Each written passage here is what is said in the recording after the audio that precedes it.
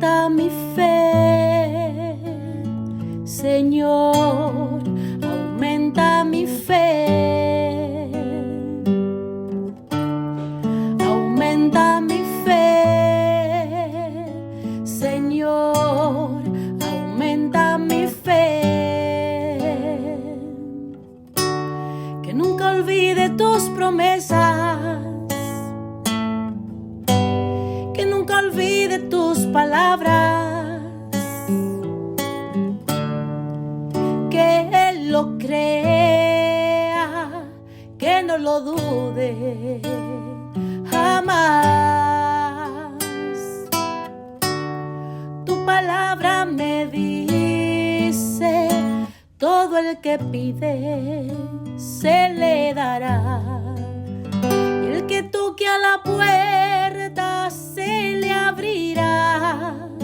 Todo es posible, todo es posible para ti, Señor. Aumenta mi fe, Señor, aumenta mi fe. Aumenta mi fe, Señor, aumenta mi fe.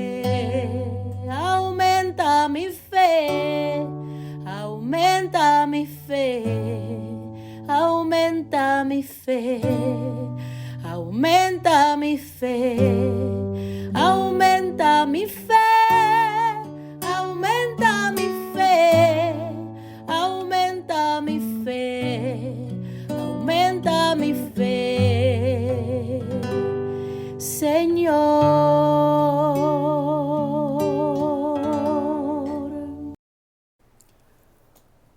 Saludos en este glorioso día y bendiciones a los radios creyentes que escuchan Jesús y María Radio, que están sedientos de la palabra de Dios.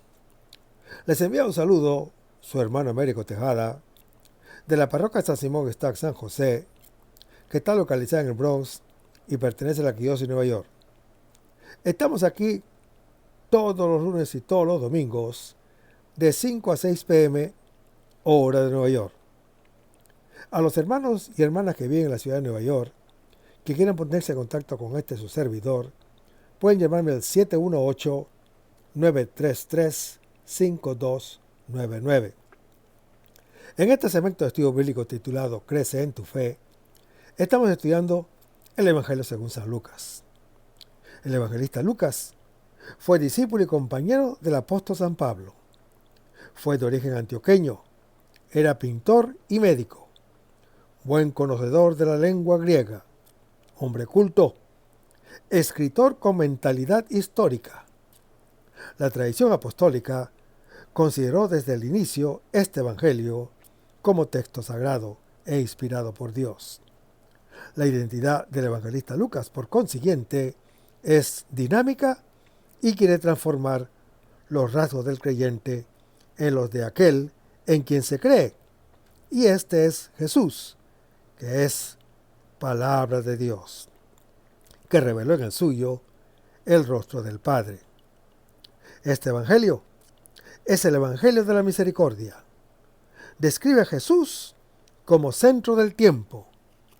En Jesús se cumple tanto el pasado de la promesa hecha a Israel como el futuro de la salvación abierta a toda la humanidad.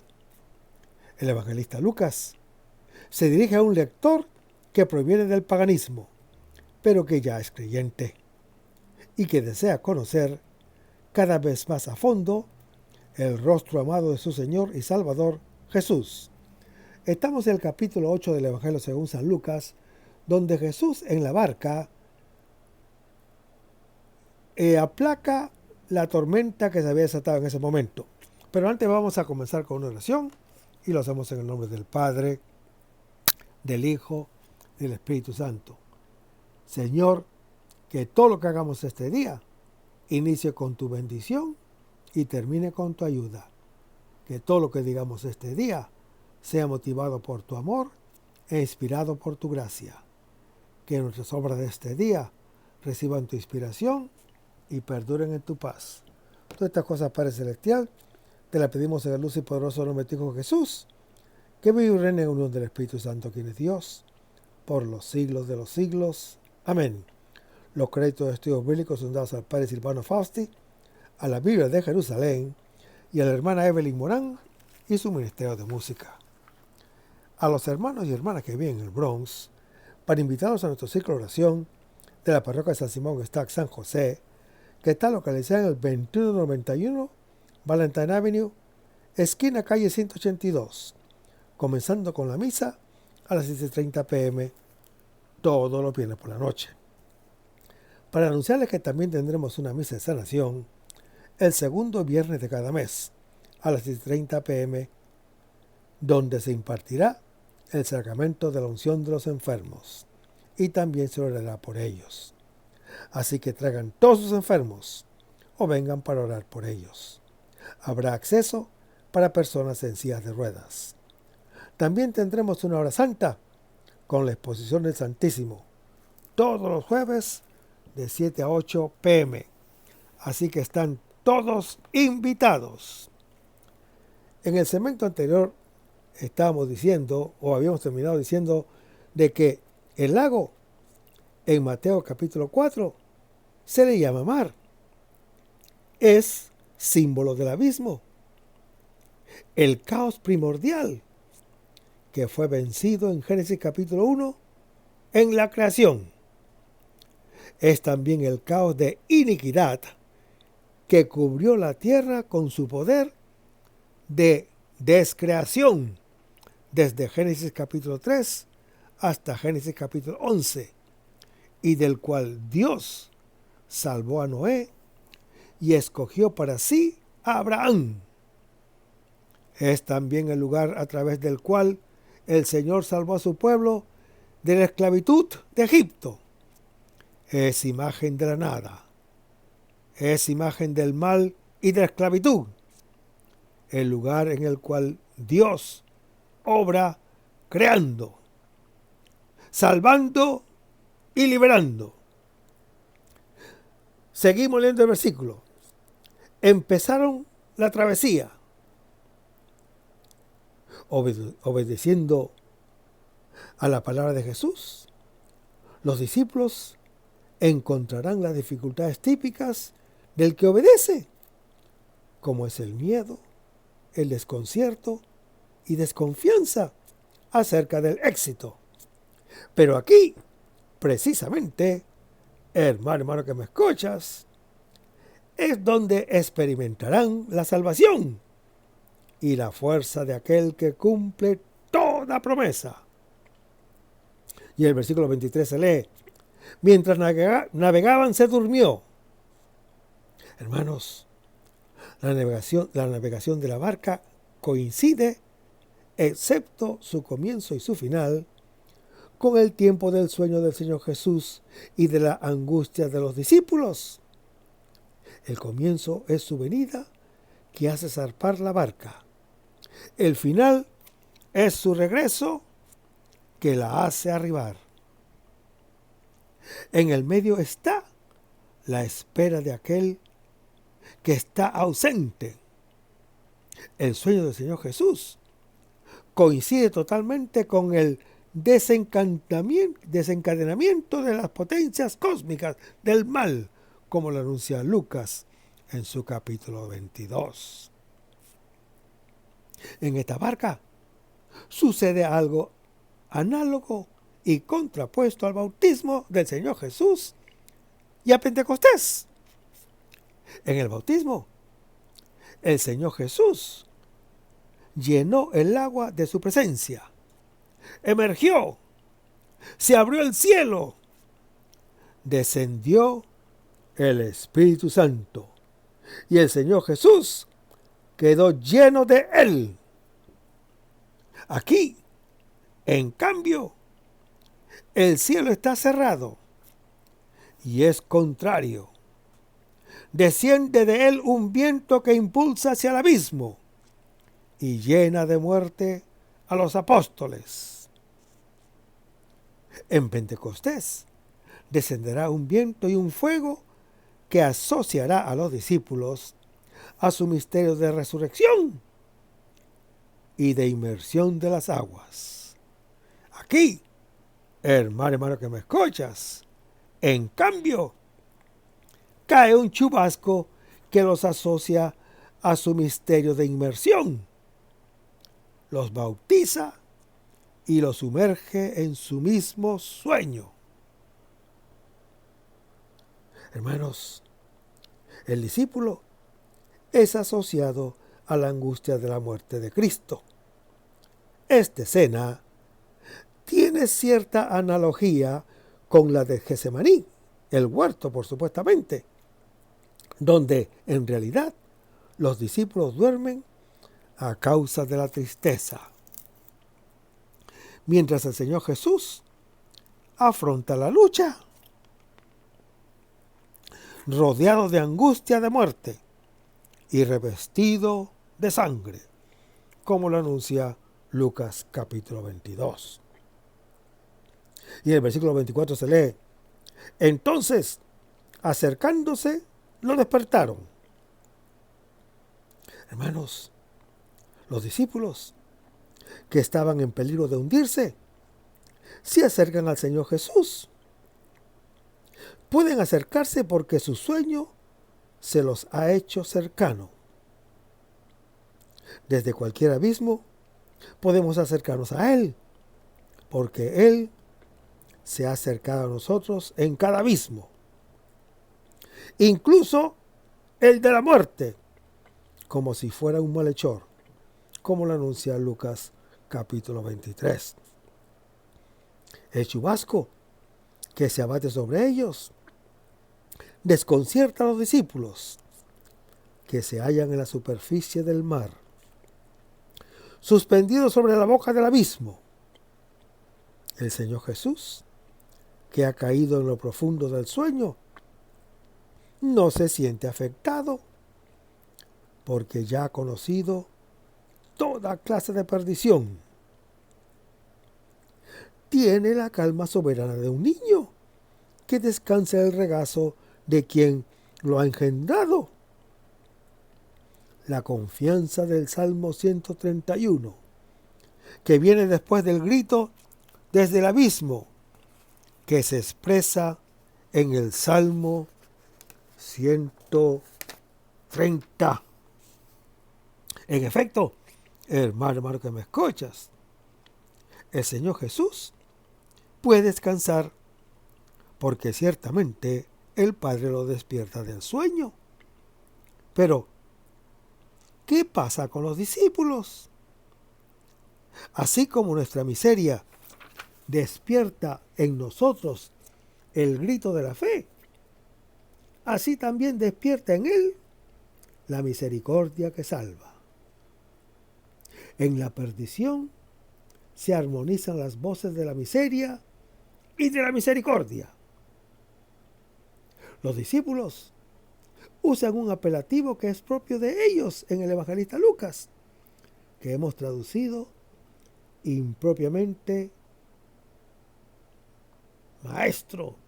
Es una palabra que indica uno que está encima, un término que indica sumisión, un término que indica dedicación, un término que indica obediencia y confianza.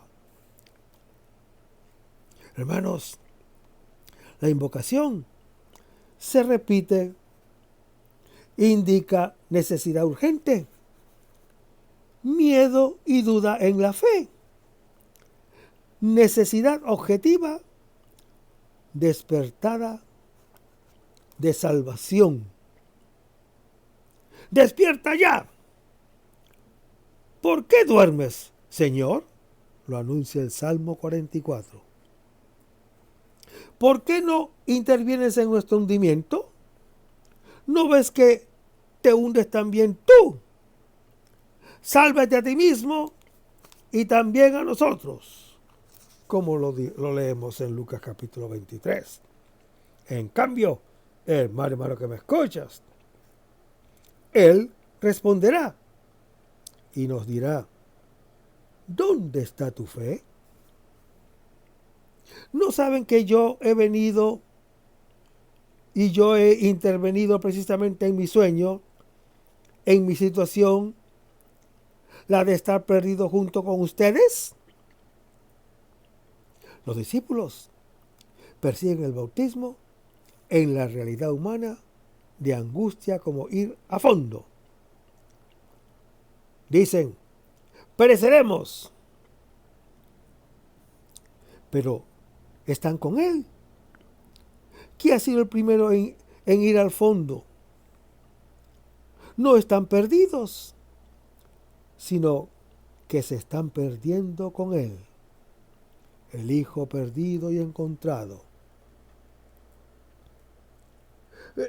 El Señor Jesús, hermano que me escuchas, así como fue despertado por el amor del Padre Celestial, así también se despierta por el amor hacia los hermanos. Su misericordia y nuestra miseria tienen el poder de despertarlo. Y así, habiéndose despertado, increpó al viento. La palabra despertarse indica en el querigma primitivo su despertar de la muerte. La palabra increpó es la misma que se usa en los exorcismos e indica su victoria sobre el mal, que habita en lo alto, envuelve y domina fatalmente al hombre, arrollándolo y precipitándolo hacia el abismo. Son los espíritus que actúan en el aire, lo anuncia el apóstol Pablo en su epístola a los Efesios, capítulo 2, que impulsan la barca hacia las fauces del agua. El Señor Jesús increpa el viento y también al abismo de las aguas. Seguimos leyendo el versículo. Amainaron y sobrevino la bonanza. El Señor Jesús, hermano que me escuchas, despertado del sueño, es el Kyrios, levantado por su sueño en el abismo. Pero eso ante él se doblega, por eso ante él se doblega toda rodilla, en el cielo y en la tierra y en los abismos, como lo anuncia Filipenses capítulo 2. Los discípulos experimentan la intervención del Señor, el Señor creador y salvador de la muerte. Él es el que escucha nuestro grito y nos salva, como lo anuncia el Salmo 107. Y en el versículo 25 se lee, entonces le dijo, en esta situación de bautismo, el Señor Jesús les reprende y les dice, ¿dónde está su fe? Ahora, el dónde de la fe es la perdición y el ir al fondo. Este es el lugar de la fe de aquel que nos salva de la muerte, sino que no nos salva de la muerte, sino en la muerte. Nos ha precedido para estar misteriosamente cerca de nosotros también allí. Este es el lugar donde sabemos quién es este, el Salvador muerto y resucitado. La fe se prueba precisamente en la hora de la tentación, lo anuncia Lucas capítulo 8. Ella consiste en creer como el centurión en el poder de la palabra de Jesús, del Señor Jesús, que entrega la vida más allá de la muerte, como lo anuncia Lucas capítulo 7. El evangelista Lucas provoca al discípulo a una fe total en el Señor Jesús, reconocido como el Salvador, despertado del sueño, resucitado porque estaba muerto, A Él le obedecen lo de arriba y lo de abajo, el cielo y el abismo. Es importante subrayar que el lugar de la fe es nuestra perdición reconocida.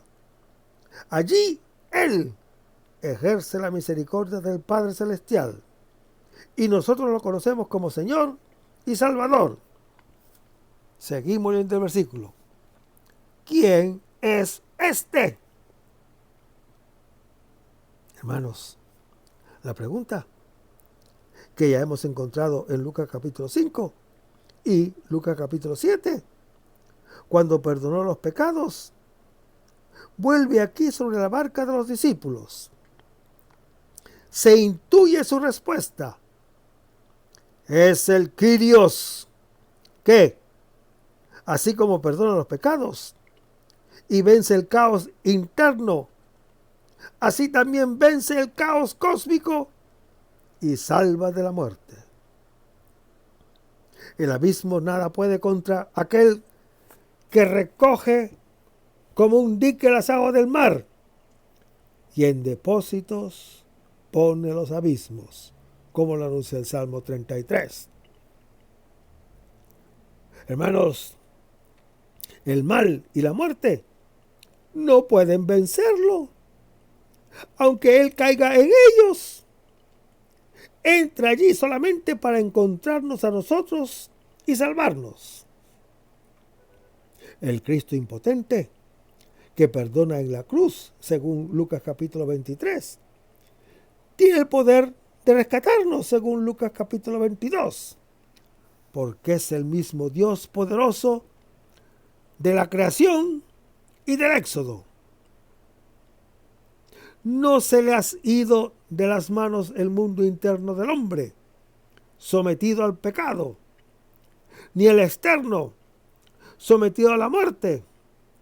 Antes bien, hermano que me escuchas, en su sueño ha recobrado en su poder todos los abismos y ha visitado con su luz todas las tinieblas. La fe que sabe captar el significado de este sueño se expresa con las palabras del centurión y con los gestos de la pecadora. Es la fe que salva, según lo anuncia Lucas capítulo 7. Los discípulos, por primera vez, realizan la experiencia del bautismo como perdición y salvación. Esta experiencia, hermano que me escuchas, será perfeccionada en el capítulo 8. Así, en el capítulo 9, podrán ser enviados como el endemoniado de grasa a anunciar la palabra de Dios, para llevar también a los otros a realizar la misma experiencia y comer de ese pan que habilita para el camino hacia Jerusalén. Pero vayamos a Lucas capítulo 8, versículos 26 al 39, donde se lee: arribaron a la región de los Gerasenos, que queda al frente de Galilea. Al saltar la tierra, vino de la ciudad a su encuentro un hombre que era poseído por los demonios. Desde hacía mucho tiempo no llevaba ropa y no vivía en ninguna casa, sino entre las tumbas. Al ver a Jesús, cayó ante él gritando: ¿qué tengo contigo, Jesús, Hijo del Dios Altísimo? Te ruego que no me atormentes.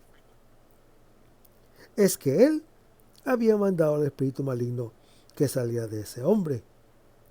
Hacía mucho tiempo que tomaba posesión de él, y aunque lo ataban con cadenas y grillos y lo vigilaban cuidadosamente, rompía las ataduras y el demonio se lo llevaba a lugares desiertos. Jesús le preguntó cómo se llamaba. Él le contestó: Legión, porque muchos demonios se habían apoderado de él. Y le suplicaban que los mandara irse al abismo, hacia allí una gran piara de puercos que pasían en el monte. Entonces los demonios le pidieron que les permitiera entrar en ellos. Jesús lo permitió. Los demonios salieron del hombre y entraron en los puercos. Y la piara se arrojó al lago de lo alto del precipicio y se ahogó. Viendo los porqueros lo que había pasado, huyeron a avisar en el pueblo y en los campos. Y la gente vino a ver lo que había pasado. Cuando llegaron donde estaba Jesús y vieron sentado al hombre del que habían salido los demonios, vestido y en su sano juicio, a los pies de Jesús, tuvieron miedo. Los que habían visto les contaron cómo se había curado el endemoniado. Y toda la gente de la región de los Gerasenos le rogaron a Jesús que se alejara de su tierra, porque un gran temor se había apoderado de ellos. Jesús subió a la barca y se regresó. El hombre le pidió estar con él, pero Jesús lo despidió diciéndole: vuelve a tu casa y cuenta todo lo que Dios ha hecho contigo. Él se fue y contó en todo el pueblo lo que Jesús había hecho. Hermanos, a pesar de los impedimentos del poder y del mal y de su falta de fe, los discípulos arriban a la otra orilla, entre los paganos. Este pasaje está ligado estrechamente con el anterior. Desde el punto de vista estructural, forman una unidad literaria, delimitados por dos subidas a la barca. Y ellos contienen una serie de elementos simbólicos, de los cuales trataremos de resumir el mensaje. En un lado, el Señor Jesús duerme en la barca. Es evocación de su muerte y de su sepultura. En la otra, se asiste a diferentes situaciones de desorden, como son los cerdos, los animales impuros. Se encuentra en una zona elevada. El Señor Jesús, el Galileo, se encuentra en Gerasa, en la orilla opuesta del lago, en tierra pagana. Un ciudadano está fuera de la ciudad y vive en los sepulcros y en los desiertos. Es un poseso, alienado, dotado de una fuerza ciega. La respuesta a todas estas anomalías viene del Señor Jesús, que aparece como mediador. Es Él quien vence la oposición, despertando del sueño, pasando de la muerte a la vida. Él salva. Gracias a Él, el orden sucede al desorden, cuando ordena a los demonios que entren en los puercos, y enseguida se precipitan en el lago que está en el lugar inferior. Cuando este retorno al orden es impulsado por el Señor Jesús, el hombre que había estado poseído por los demonios, ya liberado y pacificado, puede dejar los sepulcros y volver a la ciudad como mensajero de Dios. En pocas palabras, hermano que me escuchas, según este simbolismo concreto, el Señor Jesús, después de haber pasado él mismo en forma figurada de la muerte a la vida, conduce al hombre perdido de la muerte, o sea, de los sepulcros, a la vida, o sea, a la casa. El ciclo, es decir, el regreso al orden, se cierra con el retorno del Señor Jesús a Galilea. Observamos, además, a propósito del simbolismo del agua, que el lago engulle definitivamente los demonios, mientras el Señor Jesús no es más que un lugar de paso que Él domina. Su muerte o sea, su sueño en medio del lago, en el lugar inferior, donde habitan las fuerzas del mal, es provisoria. Hermanos, en el pasaje anterior hemos visto que en su sueño Él se ha hecho partícipe de nuestra muerte. Ahora vemos que Él hizo esto para aniquilar mediante la muerte al Señor de la muerte, es decir, al diablo, que el Señor lo reprenda donde esté, y libertar a cuantos, por temor a la muerte, estaban de por vida sometidos a la esclavitud, como lo anuncia Hebreos capítulo 2. Ahora, el vencedor del abismo, despertado del sueño, se confronta con una legión de demonios. Ellos lo proclaman Hijo del Altísimo, como también está en Hechos capítulo 16. Por eso lo escuchan, se postran ante Él y le piden humildemente que se vaya de esta región y que no los precipite al abismo. Hermanos, la venida del Señor Jesús, el oyente perfecto de la palabra, rompió la desobediencia de Adán y venció al enemigo que lo usó como arma para dar muerte al hombre. Pero este mal resiste todavía, o reside todavía en las zonas infieles y paganas, en las zonas de incredulidad dentro. Véase el pasaje anterior. No solamente dentro, también fuera de nosotros. Por eso los discípulos tienen dificultad en su misión. El viaje apostólico de la iglesia tiene como finalidad la de abrir a todos los ojos para que se conviertan de las tinieblas a la luz y del poder de Satanás a Dios, como está descrito en Hechos capítulo 26. En este viaje, hermano que me escuchas, que es el de la palabra de Dios, ella encuentra dificultades internas, como está en Lucas capítulo 8, y externas. La iglesia del evangelista Lucas es consciente de que vive en el periodo intermedio del ya y del todavía no. Satanás ya es vencido por el Señor Jesús y todavía está por ser vencido de nuestra parte. Su lucha viene a ser también nuestra lucha hasta cuando llegue el final. El relato pone en evidencia el poder del Señor Jesús al ser despertado del sueño sobre el demonio en tierra pagana. Los discípulos no han de temer continuar su misión. Luchan contra un enemigo que ya está en fuga, que el Señor ya ha vencido y nos ha dejado a nosotros para que acabemos con él.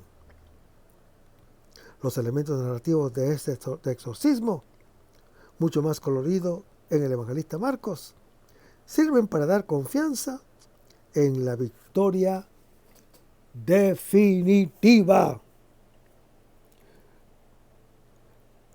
El versículo 26 se lee: arribaron, hermanos, los discípulos llegan a la orilla, hacia donde el Señor Jesús los había dirigido. Llegan porque el sueño del Señor Jesús había sido transformado en bonanza y tranquilidad. Así pueden llevar también allá, a tierra pagana, la misma victoria. Y el versículo 27 se lee: al saltar a tierra, vino de la ciudad a su encuentro un hombre. ¿Cómo el Señor Jesús se acerca. El mal no puede ni agredirlo, porque ya lo ha vencido con su sueño, ni huir, porque ya ha iluminado toda la sombra con su despertar. El mal le está sometido totalmente. No puede hacer otra cosa sino venir a su encuentro y suplicarle humildemente. Hermanos, el hombre que vino al encuentro del Señor Jesús es un hombre que estaba poseído por los demonios. Por eso vive fuera de la ciudad, aislado de la sociedad, y andaba desde hacía tiempos sin vestido y sin otra vivienda fuera del lugar de la muerte. En efecto, hermano que me escuchas, Satanás ha sacado al hombre de su casa y lo ha trasladado a la sombra de la muerte, como lo anuncia Lucas capítulo 1, despojándolo de todo. En efecto, por envidia del diablo, entró la muerte en el mundo y la experimentan los que le pertenecen, como lo anuncia Sabiduría en su capítulo 2. Este hombre representa a cada uno de los hombres. Y el versículo 28 se lee: al ver a Jesús, cayó ante él gritando. Hermanos, el mal ve al Señor Jesús. Aunque las tinieblas impidan la vista, en ellas aún el más pequeño rayo de sol es muy visible. Disipa las tinieblas. Lo ve. Cae ante él. Yo veía a Satanás caer del cielo como un rayo.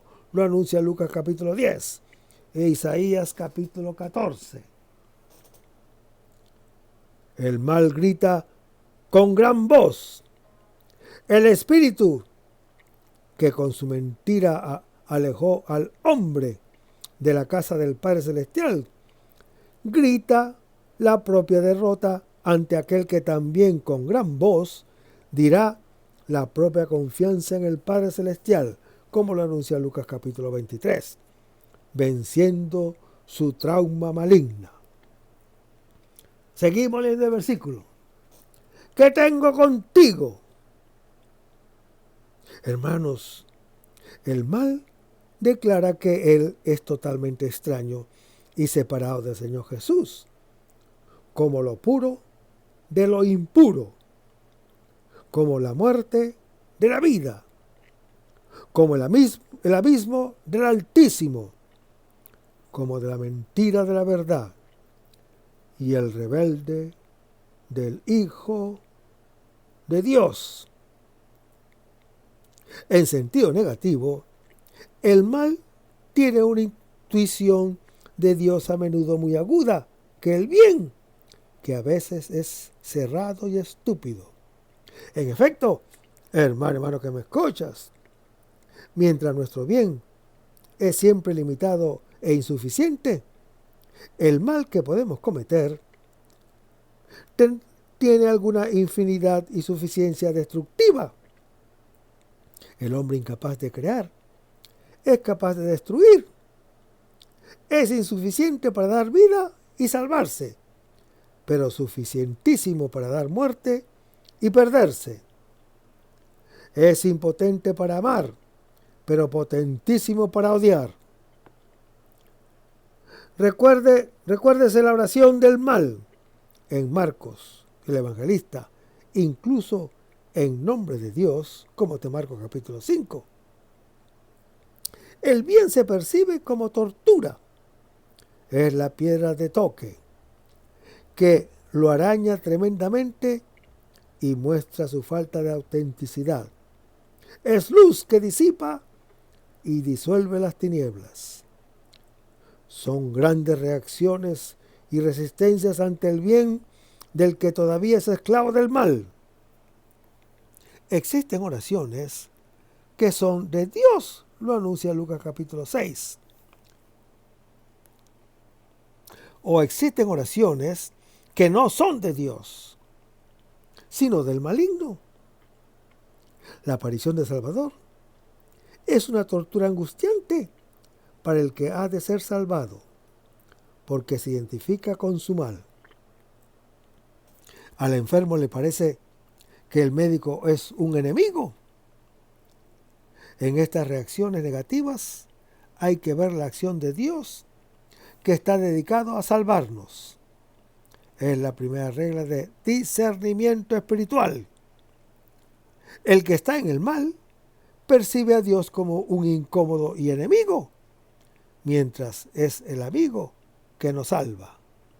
En realidad, es el mal el que habla así en nosotros. Y el versículo 29 se lee: es que Él había mandado. La razón del versículo 28 es con respecto a una orden no mencionada impartida por Cristo. Es evidente que, aún sin palabras, la presencia del Señor ya es la derrota del mal. Aquí se describe aún más detalladamente, en el versículo 27, el poder devastador del mal, para subrayar la salvación poderosa del Señor. Allá se dice que era poseído por los demonios, y aquí se dice que estaba poseído y era presa del mal, que sufría. Más que tener el mal lo tenía a él. Este mal era indomable de parte de cualquier fuerza humana y lo arrastraba por los desiertos, a diferencia de Cristo, que era conducido al desierto por el Espíritu Santo, en Lucas capítulo 4. Y el versículo 30 se lee: Legión. Al Señor Jesús, que se lo pregunta, revela su nombre y le dice Legión. Es un poder enorme del mal, es un poder macizo, dividido y bien estructurado. La legión era de 6,000 hombres. La situación del hombre dominado por el mal es realmente desesperada. Y el versículo 31 se lee: y le suplicaban. Aquí el mal habla en plural, mientras en el versículo 28 lo hace en singular, identificándose con el hombre. En efecto, hermano que me escuchas, es un poder de división que encuentra la unidad solo para causar daño y dividir. Aquí es una invocación resignada y tranquilizadora para no ser precipitadas o precipitados al abismo, que es el lugar definitivo de la derrota, como lo anuncia Apocalipsis capítulo 20. Piden una prórroga. Saben que han sido vencidos. Pero también la iglesia del evangelista Lucas sabe que, aunque estén vencidos, disponen de algún radio de acción, circunscrito a las zonas internas y externas que aún son infieles, como lo anuncia 1 Pedro capítulo 5. Y el versículo 32 se lee: había allí una gran piedra de puercos. La petición es atendida. ¿Por qué Dios es condescendiente incluso al mal? Si no es por un bien mayor. Antes del tiempo definitivo, en el cual el mal será precipitado al abismo, y ya no habrá mar, como lo anuncia Apocalipsis capítulo 21, hay un tiempo en el cual el mal obra todavía en las zonas de incredulidad, como lo anuncia Hechos capítulo 13. En estas, el cristiano está llamado a dar testimonio de su Señor, completando lo que falta a la pasión de aquel que ya ha vencido, como lo anuncia Colosenses capítulo 1. Así es asociado a su ministerio de obediencia, a su misterio filial de muerte y resurrección. En efecto, hermano que me escuchas, en todas las cosas interviene Dios para bien de los que lo aman. Lo anuncia el apóstol Pablo en su epístola a los Romanos, capítulo 8. Por eso la benignidad del Señor concede a los demonios que se queden todavía en esa región pagana.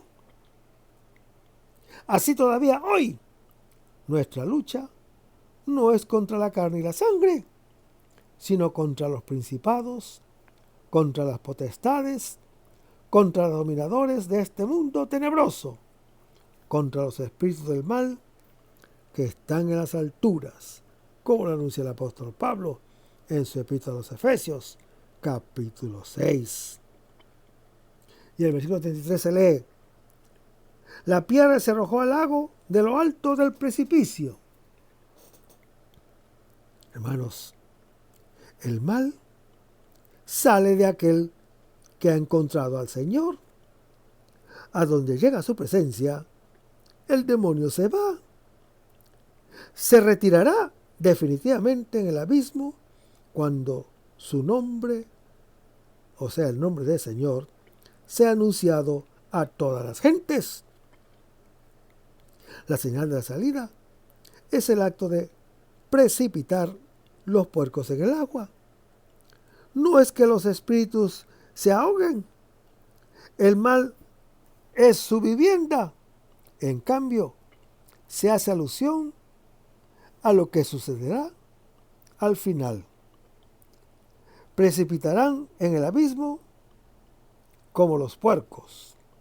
El final que los discípulos temían en la barca está reservada a su enemigo. Y el versículo 34 se lee: viendo los porqueros lo que había pasado, huyeron. Existe una analogía entre esta escena y el anuncio de los pastores del día de Navidad, como está en Lucas capítulo 2. Con expresiones comunes, cuando dicen vayamos, lo que ha sucedido, fueron y encontraron, salvado, Salvador, volver, gran temor, y otras como ver y anunciar. En efecto, hermano que me escuchas, los porqueros, aún en su huida, vienen a ser, como los pastores, los anunciadores de lo que han visto. Y así como el capítulo 2 del Evangelio según San Lucas se narra el nacimiento del Señor Jesús en Israel, así también aquí se relata su nacimiento en tierra pagana, mediante el anuncio de los que han sido los que Él ha hecho. Al recibir su anuncio, la gente sale para ver el hecho. Viene, encuentra y tiene temor, porque ve al hombre sentado a los pies del Señor Jesús, en la actitud de María, la hermana de Lázaro, que es el tipo del discípulo, como está relatado en Lucas capítulo 10.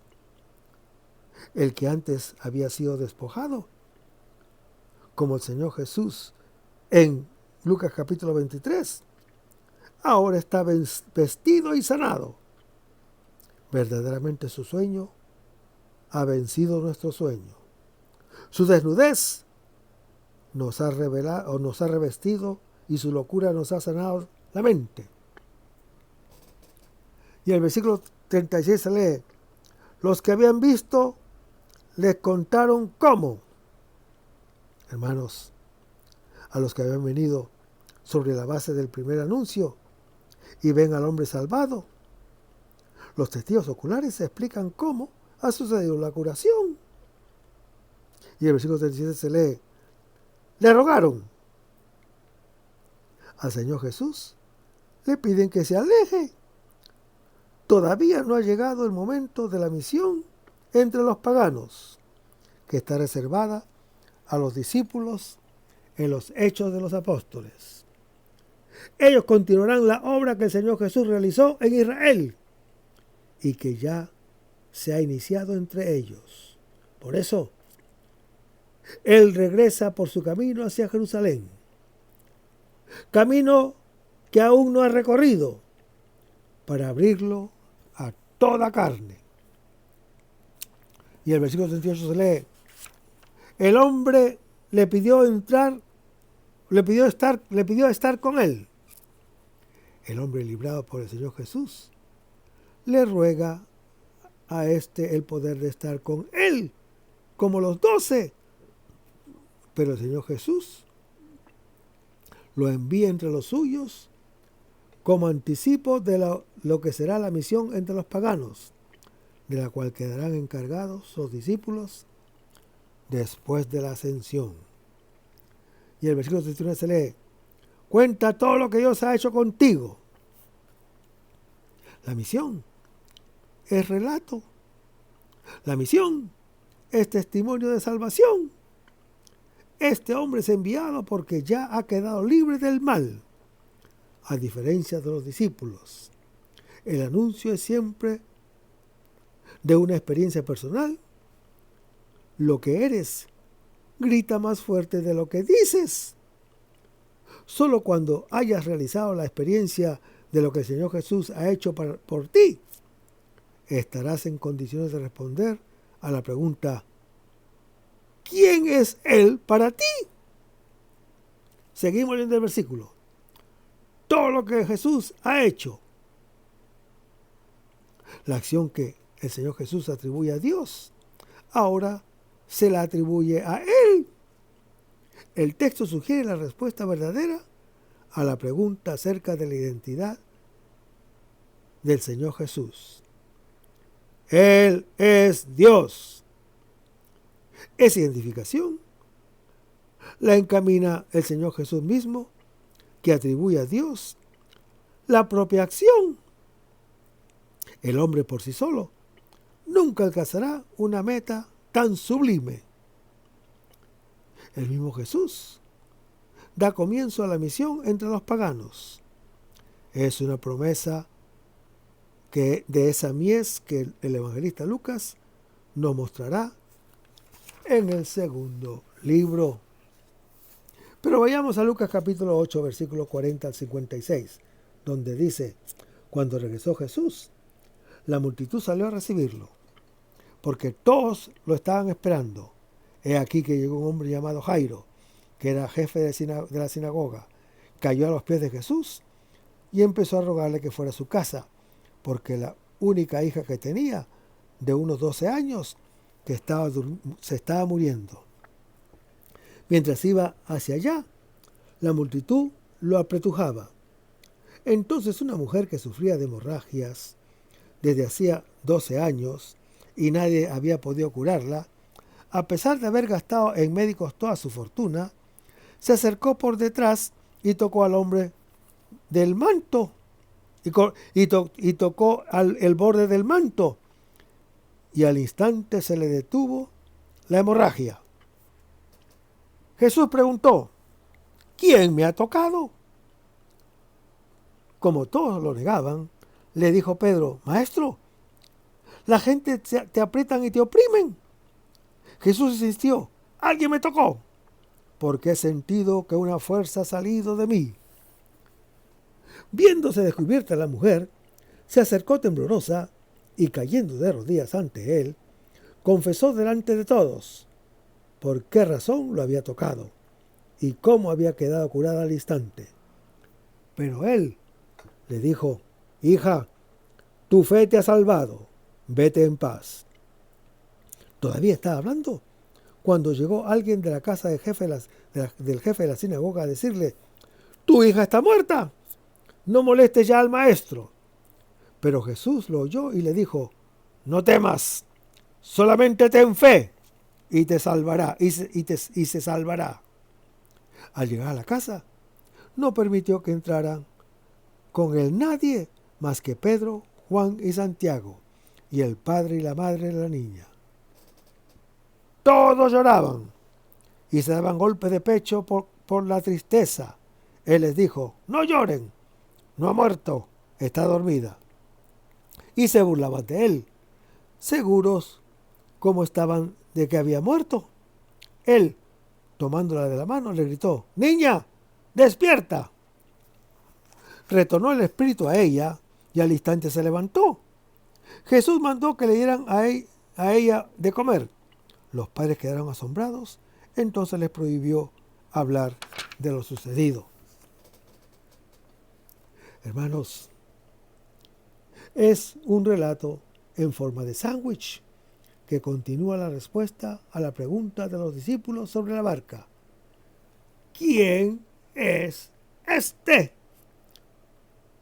Él es aquel que después de caer en el sueño y despertarse, sabe liberar del mal y despertar del sueño a todos los muertos por su muerte y resurrección, así como tiene poder sobre el cielo, sobre el mar y sobre el mal. Así también tiene poder sobre la enfermedad y sobre la muerte. Y el resto, hermano que me escuchas, lo vamos a ver en el próximo segmento. Manténganse en sintonía. Vamos a despedirnos con una oración y lo hacemos en el nombre del Padre, del Hijo y del Espíritu Santo. Señor Jesús, ayúdanos a conservar el fervor espiritual, la dulce y confortable alegría de evangelizar, incluso cuando hay que sembrar entre lágrimas, como Juan el Bautista, como lo hicieron los apóstoles Pedro y Pablo y los otros apóstoles, y también esa gran multitud de evangelizadores que se han sucedido a lo largo de la historia de la Iglesia Católica, con un ímpetu interior que nada ni nadie sea capaz de extinguir. Señor Jesús, que es esta la mayor alegría de nuestras vidas entregadas al Evangelio. Y ojalá que el mundo actual pueda así recibir la buena nueva de tu Evangelio, porque tenemos la tarea de anunciar el reino de Dios y de implantar tu iglesia en este mundo que todavía no te conocen.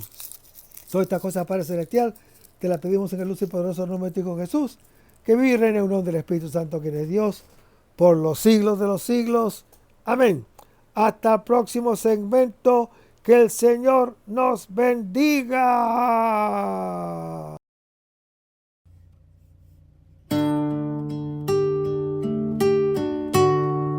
Aumenta mi fe, Señor, aumenta mi fe. Aumenta mi fe, Señor, aumenta mi fe. Que nunca olvide tus promesas, que nunca olvide tus palabras, que Él lo crea, que no lo dude jamás. Tu palabra me dice: todo el que pide se le dará, y el que toque a la puerta se le abrirá. Todo es posible, todo es posible para ti, Señor. Aumenta mi fe, Señor, aumenta mi fe. Aumenta mi fe, Señor, aumenta mi fe. Aumenta mi fe, aumenta mi fe, aumenta mi fe, aumenta mi fe.